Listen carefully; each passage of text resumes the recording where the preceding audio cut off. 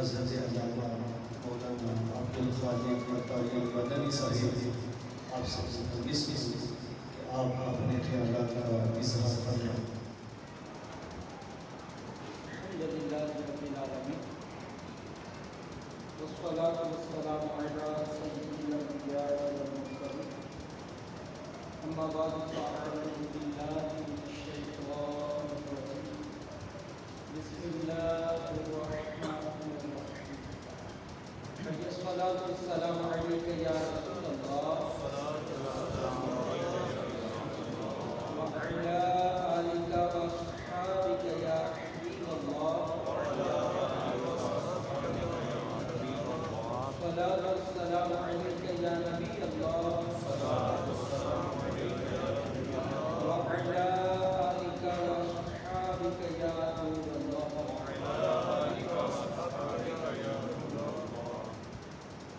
پیارے آقا مدینے والے مصطفیٰ صلی اللہ علیہ وسلم درود و سلام بھیجنے کے بے شمار فضائل۔ پیارے آقا صلی اللہ علیہ وسلم نے ارشاد فرمایا تم جہاں بھی مجھ پر درود پاک پڑھو تمہارا درود مجھ تک پہنچتا ہے۔ سبحان اللہ۔ یا رسول اللہ صلی اللہ علیہ وسلم جب آپ بظاہر دنیا سے وصال کر جائیں تب ہمارا درد پر کیسے پہنچے گا؟ آپ صلی اللہ علیہ وسلم نے ارشاد فرمایا اللہ پاک نے میری قبر پر فرشتہ مقرر فرمایا ہے جب بھی جہاں بھی جو مجھ پر درود پاک پڑھے گا وہ فرشتہ بندے کا نام اور اس کے باپ کا نام میری بارگاہ تک پہنچائے گا۔ کچھ عقل کے اندر میں اس حدیث پاک کا مطلب سمجھ نہیں پایا تو کہنے لگے یہ جو بریلی سے عقل جانا کرتا ہم پکارے یہاں وہ مدینے سے ہم پکارے یہاں وہ مدینے سے ان کے بولے ہم پکارے یہاں وہ مدینے سے مصطفیٰ کی سماعت پہ لاکھوں سلام۔ یہ تو بریلی والا لگا ہوا حدیث والا تو نہیں ہے۔ حدیث میں تو فرمایا گیا کہ میری قبر پر فرشتہ ہے فرشتہ چلتا ہے وہ بندے کا نام اس کے باپ کا نام میری بارگاہ تک پہنچاتا ہے۔ لکھا ہے کہ نبی پاک نے لکھا ہوا ہے تو یہاں پہ پھر ہمارے بزرگوں نے فرمایا عقل کے اندر زیرہ زبر شدہ ہوتا سب شان تیری نیچ آیا آما لوگوں خبر نہ کائی باسر رمضا یہ حدیث بتا رہی ہے کہ میرے نبی کی سننے کی طاقت کتنی ہے۔ یہ حدیث بتا رہی ہے سرکار مدینے میں آئے پوری دنیا کیا کرے عقل کے اندر تجھے اس حدیث کی سبق نہیں آئی عقل سے سمجھ آئی ہوتی تو تم کبھی اس حدیث پہ اعتراض نہ کرتے۔ کیا فرمایا جاتا کہ میری قبر پر کیا ہے؟ کیا ہے؟ فرشتہ مقرر ہے۔ نبی نے یہ نہیں کہا میں نے سوچا پوری حدیث کے اندر کئی ایک لفظ دکھا دیتے کہ نبی پاک نے سننے کا اعلان کیا ہو۔ نبی پاک نے یہ فرمایا کہ میری قبر پر کیا ہے؟ فرشتہ۔ وہ فرشتہ کیا کہتا ہے؟ بندے کی آواز سنتا ہے۔ اللہ نے اسے اتنی طاقت دی کہ میرے کوئی بھی میرا بندہ درد پڑے گا تو نے سننا۔ اتنے ہی کام بس نہیں ہوا پھر ارشاد فرمایا کہ اس بندے کا نام بھی جانتا ہے۔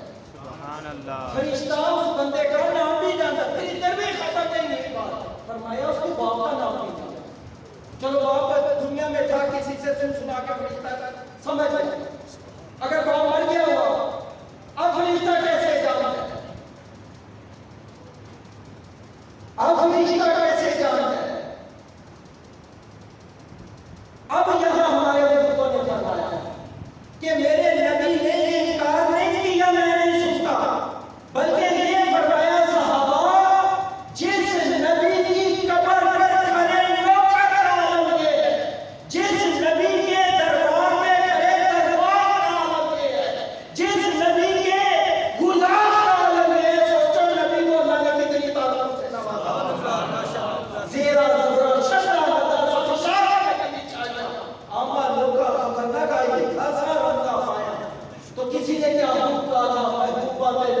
چی کرن تو تیرا باز نہ آوے اصل منافق جانی اس ہے جن کے پیار کے جاوے سن دسیا عشق دے مفتی نے جیڑا مرمر ہے فرماوے آزم جتھے دے دل لگ جائے اٹھے ہے نظر نہ آوے کہ یہ حقیقت ہے جہاں دل لگنے نہ ہے نظر نہیں آتا تو جس میں اللہ نے عیب رکھائی ہوئی ہے بہت بڑا منافق ہے جو اس کے اندر سے عیب نکالا تو میرے آقا صلی اللہ علیہ وسلم کا امتی جب بھی جہاں بھی جیسے بھی ضرورت پڑے ہم پکارے یہاں ہو مدینے سے مصطفیٰ کی سماعت پہ صلاۃ و سلام صلو علی الحبیب صلی اللہ علیہ وسلم. اللہ تعالیٰ نے قرآن پاک کے اندر ارشاد فرمایا الذی خلق الموت والحیات لیبلوکم ایکم احسن عملا.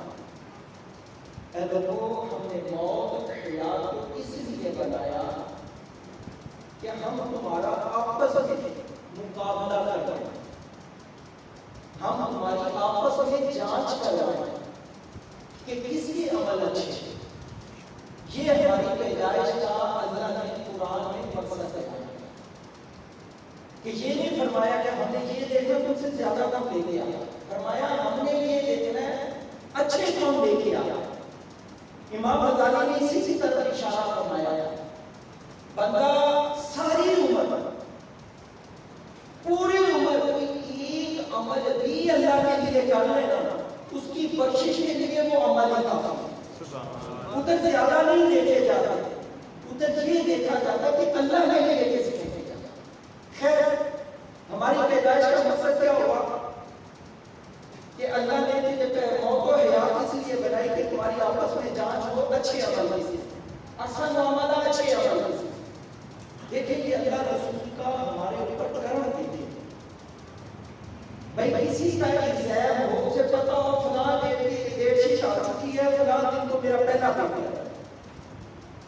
اگر اسے کہیں سے گیس زیادہ جائے گیس سمجھتے اندازہ گیس زیادہ جائے کہ بھائی ممکنہ صورت میں انگلش کے پیپر میں سارے جی یہ والے سوال نہیں ہیں وہ اسٹوڈنٹ آپ کو کیسا لگتا ہے کہ کیسے ہی تیاری کرے گا پوری کتاب حفظ کرے نا جب پیپر میں اسکول کتاب لے کے جائے گا آخری سوال وہی دیکھے گا جو اس کا کیسے لگا تھا ایسے ہی تیاری کرے گا. گیس بھی ہو پھر تیاری نہ کرے گا ہم بولیں گے یار تمہیں پتہ بھی یہ نہیں کیتا. اب یہاں پہ شریعت کے اندر گیس نہیں جو بھی ہے کنفرم لائن کھینچی ہے بھائی ادھر والا جہنمی ہے ادھر والا جنتی ہے پھر بتایا جہاں جو بھی پھر ساتھ ہی بتا دیا قیامت کے دن جب میدان محشر میں جاؤ گے یہ 4 سوال ہونے ہیں. میرے نبی صلی اللہ علیہ وسلم نے ارشاد ہے لوگوں تمہارے سے 4 سوال ہونے ہیں 4 سوالوں کی تیاری کرنا. اب یہ نبی کا فرمان ایسا فرمان ہے آسمان پھٹ سکتا ہے زمین پھٹ سکتی ہے میرے نبی کا فرمان غلط نہیں ہو سکتا. کنفرمیشن ہے یہی ہونے ہیں ان کے بغیر چارہ ہی کوئی نہیں ہے کوئی تبدیلی نہیں ہے ایک نفر بھی آگے کا پیچھے نہیں ہونا. پھر بھی تیاری کر کے نہ جائے حقیقت میں بدبخت ہے کہ نہیں ہے. پہلا سوال جو قیامت کے دن میرے آقا صلی اللہ علیہ وسلم نے ارشاد فرمایا قیامت والے دن بندہ میدان محشر میں اپنا پیر ہلا نہیں پائے گا. چندہ بڑی دودھ کی بات ہے ہلا نہیں پائے گا جب تک 4 سوالوں کا جواب نہ دے. عرض کی گئی یا رسول اللہ صلی اللہ علیہ وسلم وہ کون سے ہیں؟ ارشاد فرمایا پہلا سوال یہ ہوگا زندگی کیسے گزاری. دوسرا سوال ہوگا جوانی کیسے گزاری. تیسرا سوال ہوگا مال کیسے کمایا کہاں پہ خرچ کیا. بعد نے اس کو 2 سوال کیا مال کیسے کمایا چوتھا ہوگا کیسے خرچ کیا.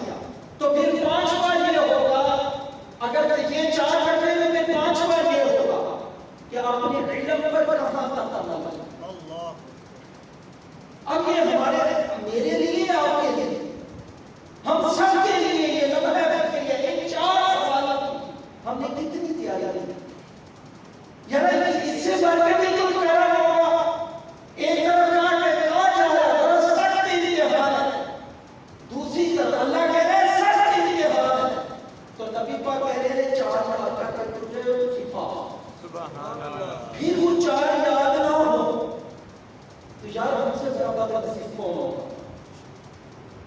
پہلا سوال عمر کیسے گزارا؟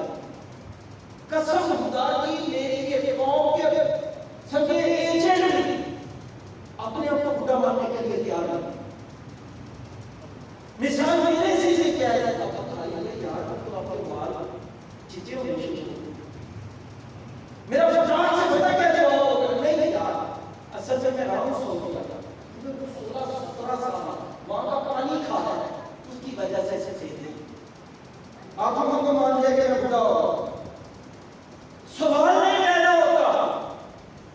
ہم اس لیے سوال کی حقیقت کو ماننے سے انکار ہے. چلو جو کچھ ہوتی ہے نہیں کیا پھر بات حضرت کے بارے میں حالانکہ حدیث پاک میں سفید بالوں کو موت کی نشانی بتایا گیا ہے. ارے جسم کی کمزوری کو موت کی نشانی بتایا گیا ہے. ارے طاقت کے بعد ہڈیوں کے کمزور ہو جانے کو موت کی نشانی بتایا گیا ہے. اور ہم کون مانے کہ وہ موت قریب ہے؟ نہیں بار حضرت بات نہیں یار 2 سال نظریں تو مت مارنے کے نظریں چچے. ارے میرے بھائی نظریں سے سفید ہو یا پانی سے سفید ہو. کالے بال تھے سفید کا چوتھا بڑا ہونے لگا اب سفید ہے. سفید کے بعد کوئی کلر چینج نہیں ہوگا. سفید والوں کے بعد صرف موت کا کلر ہے. صرف کلر ہے. صرف سوال یہ ہے میں نے اپنی عمر کن کاموں میں نکالی. میں نے کیا کیا یار ساری عمر ادھر کی ادھر اس کی اتار اس کی چڑھا یہی کام کیا. کبھی اپنی نماز چیک کی کہ میری اتنی ایج ہو گئی ہے. کبھی قرآن کھول کے پڑھ کے چیک کیا خود تو پتہ آتا ہے. کبھی کسی کا سب چیک کروائی. قسم خدا کی 80 سال 90 سال کی محنت اندھے کنویں میں جائے گی. کیوں؟ ہم نے پڑھا قرآن معصوموں سے تو یہ معصوموں پہ نازل نہیں ہوا تھا. قرآن کا حکم ہے کہ جس طرح اترا ہے اس کو ویسے پڑھو. کسی قاری کو سنا کے دیکھیے گا ہماری حالت کیا ہے. ساری عمر کن کاموں میں نکالا. یہ اللہ نے قیامت والے دن سوال پوچھے. آگے آگے دوسرا سوال بھائی عمر کا سوال ہو گیا. پھر تیسرا سوال کیوں ہے؟ جوانی کیسے گزاری؟ عمر آگے نہیں. جوانی عمر کے اندر تھی مگر اللہ نے جوانی کا اسپیشل سوال رکھا ہے. بھائی بتا تو نے 70 سال 80 سال 90 سال کی پیاری کی عمر ہر جوانی کے پیریڈ کے اندر کیا کیا تھا؟ جب تجھے اللہ نے عقل دی تھی, اللہ نے تجھے طاقت دی, صحت دی, پیسہ دیا, اللہ نے تیری ہڈیوں میں کتا رکھا تھا. بتاؤ اس جوانی میں کیا کیا تھا؟ کبھی اپنی آنکھیں بند کر کے اپنی زندگی پہ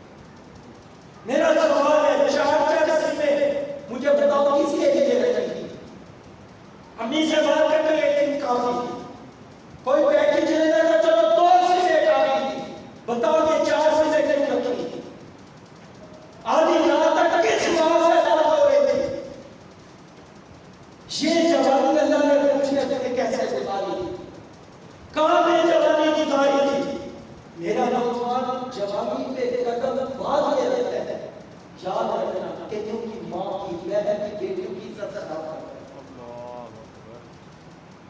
میرے آقا صلی اللہ علیہ وسلم نے بڑا واضح ارشاد فرمایا تھا، اے لوگوں، مومن وہ نہیں ہے جو لوگوں میں چنگا ہے، اے لوگوں، مومن وہ نہیں ہے جس کی محفل اچھی ہے، یا رسول اللہ مومن کون ہے؟ ارشاد فرمایا جو اکیلے میں نیک ہے وہ مومن۔ سبحان اللہ۔ خلوت میں نیک ہونا مومن ہونے کی نشانی ہے۔ آئیے جنہوں نے جوانیاں گزاری، ہمارے اسلام جوانیاں کیسے گزار کے گئے، ارے کس طرح انہوں نے اس دنیا میں اپنی جوانیوں کا پیریڈ گزارا تھا۔ سوچو قیامت والے دن اگر سوال ہوا امام حسین رضی اللہ تعالیٰ عنہ ہمارے سامنے کھڑے ہو، یار میں نے جوانوں میں یزیدیوں کا مقابلہ کیا تھا، امام حسن سامنے ہوں گے، ارے دیگر امام مالک ہمارے سامنے، امام مبارک ہمارے سامنے۔ سوچو انہوں نے جوانیاں کیسے گزاری۔ میں ایک جوان کی جوانی کا تذکرہ کرتا ہوں، ورنہ میرے اسلاف کی زندگیاں بھری بھری ہیں کہ انہوں نے جوانی میں توبہ کی، جوانی میں عبادت کی، جوانی میں اللہ سے ہدایت حاصل کی۔ امام محمد رحمۃ اللہ علیہ یہ بھی جوان گزرے، ان کی جوانی، ان کا بچپنا کیسا تھا؟ اس وقت ہم سب کے پورے ان سے زیادہ خوبصورت کوئی نہیں، بچے کچھ سالوں کے تھے۔ امام اعظم امام ابو حنیفہ رضی اللہ عنہ کے پاس حاضر ہوئے، آگے کہنے لگے حضور مجھے آرام نہیں۔ آپ نے جب آپ کی چہرے کی طرف دیکھا نا، آپ پریشان ہوئے کہ میں اتنا خوبصورت لگا، میں اس کے فتنے میں بتا تھا۔ ایک ایک بات میں دیکھے گا ہمارا کردار، ہمارے بزرگوں کا کردار، ہم چن کے ایسے بچوں سے دوستیاں کرتے ہیں۔ میرے امام کا کردار دیکھے کہ میں اس کے فتنے میں نہ مبتلا ہو جاؤں۔ آپ نے فرمایا مدر قرآنی فتح کیا پھر بات کریں۔ امام محمد چلے گئے، پورے 30 دن کے بعد پھر آگے کہنے لگے حضور مجھے عالم لگا، اتر تجھے کہا نہیں تھا میرے قرآن حفظ کیا، اتر تجھے سمجھایا میرے قرآن کر لینے پھر بات کریں۔ تو امام محمد نے پتہ کیا ارشاد کیا فرمایا، کہنے لگے حضور 30 دن میں 30 بار حفظ کر کے پھر آپ کے پاس آیا۔ سبحان اللہ، سبحان اللہ، ماشاءاللہ۔ پھر آپ نے فرمایا ایسا کر گنجاؤ کیا، بات بھرے ہو، پاپ بنا ہو، تین ہو جائے نا، تب دیکھیں جسم میں فرق آتا ہے۔ آپ نے فرمایا بدل کر گنجاؤ کیا، اگلے دن یہ گنجل ہو کے آگا، پھر کروا کے آگا، حسن میں فرق نہیں آیا۔ اب امام اعظم کے بعد ان کو پیچھے کرنے کا کوئی بہانہ نہیں رہا، ان کو گھر بھیجنے کے لیے کوئی صورت نہیں بچی۔ تو آپ نے کیا ارشاد فرمایا، اتر تو دیوار کے اس طرف بیٹھا تھا، میں اندر بیٹھا تھا، تو میں یہاں سے پڑھایا کرتا تو وہاں سے پڑھ کے گھر چلے جاتا۔ جب تک آپ کو داڑھی نہیں نکلی، امام اعظم امام ابو حنیفہ نے امام محمد کو اپنے پاس، اب یہ امام جب جوان ہو گئے تو ملک شام کی طرف واپس جانا تھا، تو لوگوں میں دھوم پڑ گئی کہ امام محمد رحمۃ اللہ علیہ عالی بن کے واپس آ رہے۔ جس دن آپ کا شام میں انٹری ہونی تھی، داخلہ ہونا تھا، شام کے بازاروں میں لوگ لائنیں لگا کے کھڑے تھے کہ آج امام محمد نے آنا ہے، دیکھیے گا اس بندے کی جوانی بھر جوانی میں واپس آیا۔ جب آپ بازار سے گزرے، نگاہیں نیچی، اللہ کا ذکر چالو ہے، ایک دم ایک بندہ آیا، ہاتھ اٹھایا، کہنے لگا حضور مجھے مسلمان کر۔ آپ نے فوراً کرنا پڑا، ہاتھ مسلمان کیا۔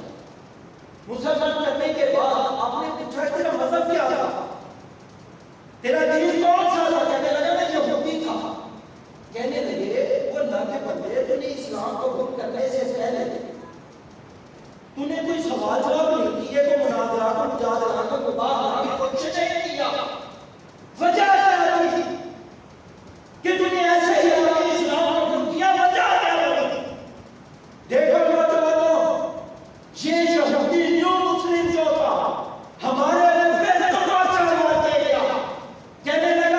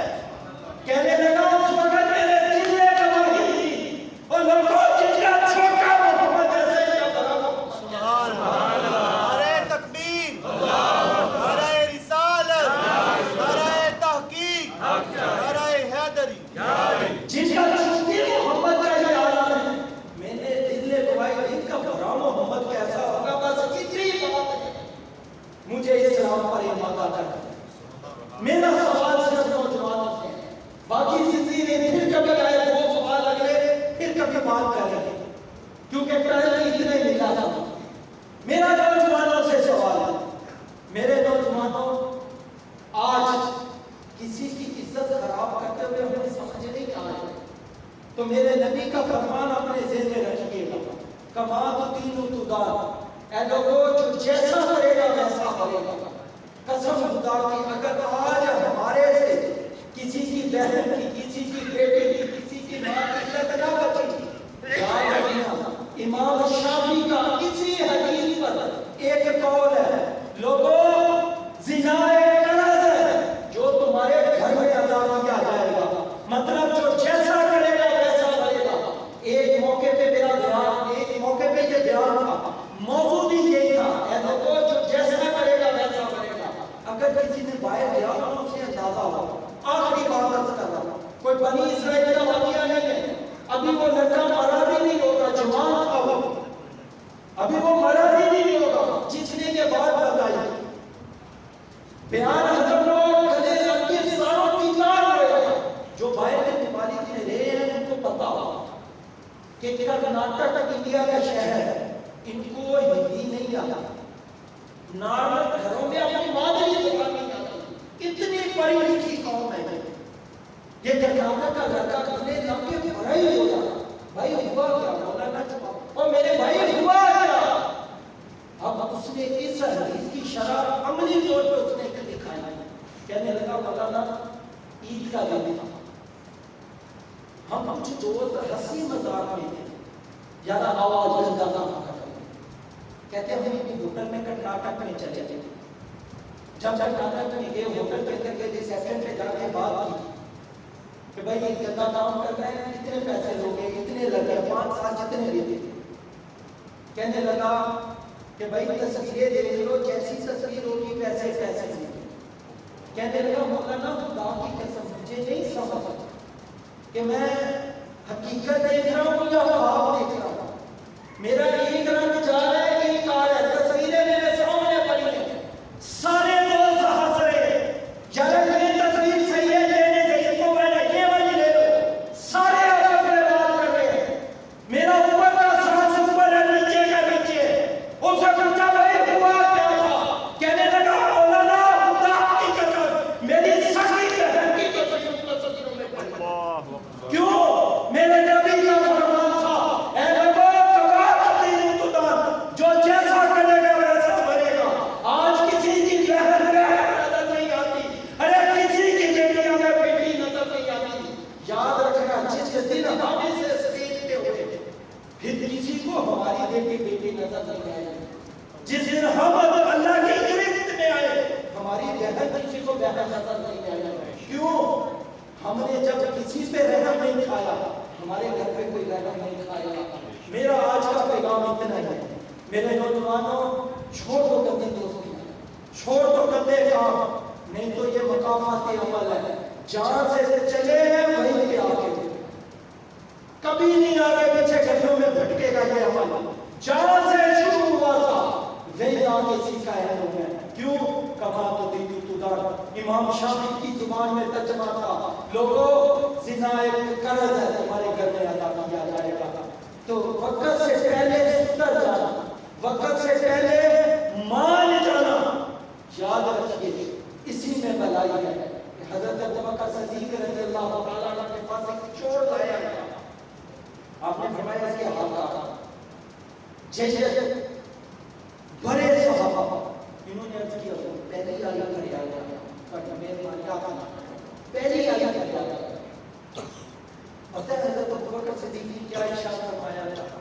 آپ فرماتے ہیں جا کے اس سے پوچھو، جب پہلی چوری کی تھی نا اللہ نے ظاہر ہی نہیں کی، یہ آدھی چور ہے، جب اللہ کی حادث نے سمجھو کہ توڑ کے تراس کیے، جب اللہ نے اسے ظاہر کیا، اگر اللہ نے بھی پردہ ڈال کے رکھے سمجھو، اللہ نے بھی چھوٹ دی ہے سمجھو کہ ابھی اللہ ہمیں پکڑنا نہیں چاہتا، جب اللہ نے پکڑ لیا پھر اللہ نہیں چھوڑے گا، پھر اللہ پاک بالکل گریز نرم نہیں کرے گا، ایک دن میں بس فرمان بٹھا لو کما تدین تدان، لوگوں جیسا کرنا ہے ویسا کرنا ہے، یہ تو ادھر کا معاملہ، قیامت والے دن اللہ نے پوچھنا ہے جوابی کیسے دانا کی۔